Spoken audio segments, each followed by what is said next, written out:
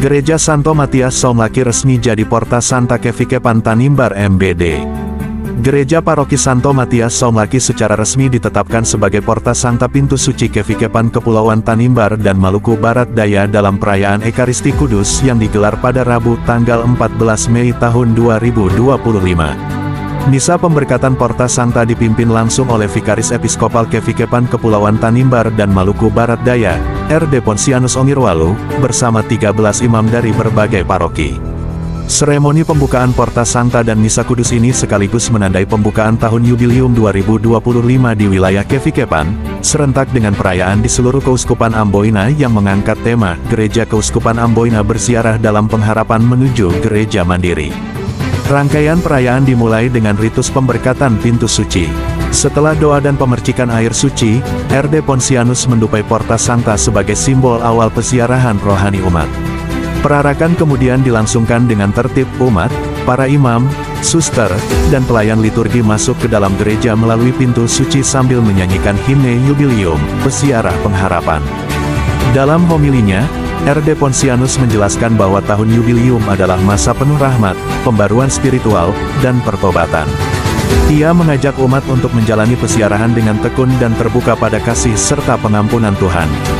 Saya berharap umat dapat memperoleh rahmat pengampunan melalui sakramen tobat, ekaristi, doa untuk intensi Bapa Suci, dan perbuatan kasih, sebagaimana ditetapkan dalam Dekrit Penitensiaria Apostolik, tegasnya.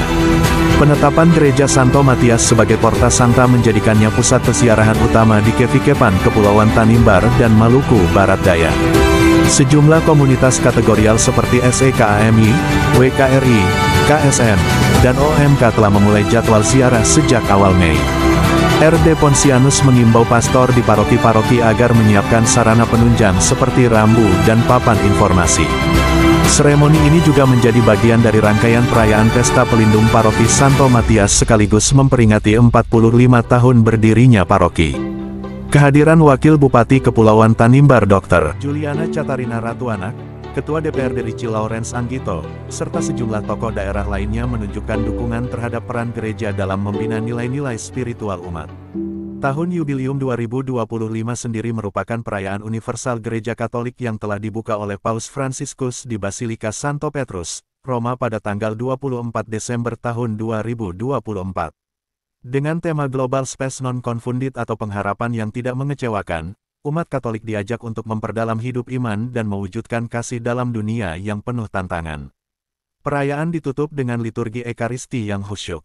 Umat memanjatkan doa bagi gereja, bangsa, para pelayan pastoral, serta seluruh umat yang berkomitmen menapaki tahun suci sebagai pesiarah pengharapan. Selamat memasuki tahun Yubilium 2025.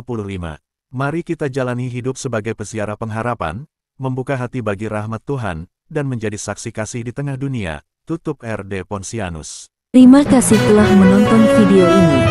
Jangan lupa like, komen, dan subscribe channel Tifa Tanimbar.